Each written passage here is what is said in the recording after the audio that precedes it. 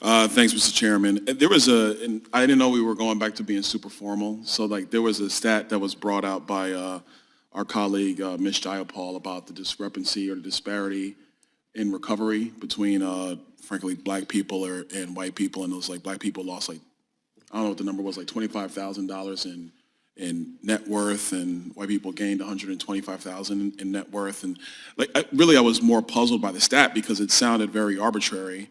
If you've examined any flooding situation, if you lose your home, you lose your home. I don't know how that works. I wish we had some time to unpack that, but alas, congressional hearings, they are what they are. Look, I'm going to get right to it. Obviously, infrastructure is something that there is a public need for it in certain terms. I think the debate is starting to shift from necessary public infrastructure with Dr. Martin and the chart associated with your testimony is pretty accurate. Most of it should go towards roads, highways, transportation, maybe conservation, maybe some technical apparatus and so on and so forth. But from a federal perspective, now we're coming to that point where is it a public infrastructure project to basically help alleviate broad public good, or now we're starting to get into intimate private aspects of infrastructure to rebalance playing fields in the United States. And that's a very different conversation with respect to infrastructure, something that I think that it's going to be important for us to think through. I used to serve in the Florida legislature, and so Ms. Higgins, it's good to see you. We used to serve there, and I remember back when I was there, we were having a major discussion about 5G deployment in the state of Florida. Ms. Higgins, again, it helped me because I remember when we were going through 5G deployment, the state legislature at the time preempted local counties and cities who wanted to have direct oversight about node placement that service providers were doing. I don't know what Miami-Dade County's position was. Do you remember what that position was at the time? I remember it very well because I think I was the face of how 5G, which is something our country really needs, right, is going to make us much more competitive. But the physical rollout of it, because the decision-making was taken away from the local government that knew the streets so well, what the impact on our streets was literally we could have an AT&T pole next to a Comcast pole next to somebody else's pole. You literally had sidewalks that were under construction every other day and not repaired. And so it did create a lot of issues when it comes to sort of the neighborhoody issues. On the flip side of that, we do have 5G poles. There. We still don't have it throughout most of the county.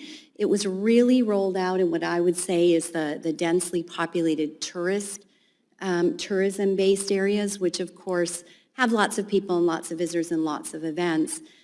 So it's one of those things where I believe that if we would have had a little more say to be able to say, we'd like it if you would put your poles here rather than in front of this historic structure, it probably would have been a better rollout, but we missed that balance between faraway government and local government. So I guess here's my question on that, because this was obviously a battle between the state of Florida preempting local government.